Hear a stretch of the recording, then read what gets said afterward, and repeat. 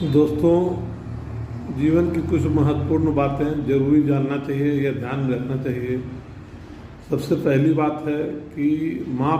पिताजी को चाहिए कभी भी बेटे को डांटना है या समझाना है तो पतों के सामने कम से कम मत डांटे,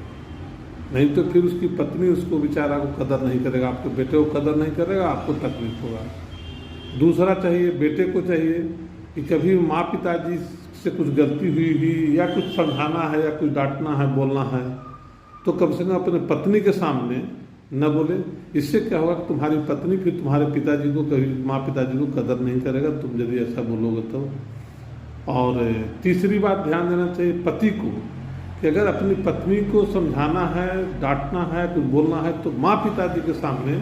क्या है कि तुम्ही पर वो बेचारी है, अगर उसको जीवन में तुम इज्जत नहीं करोगे तो उसको कोई कदर नहीं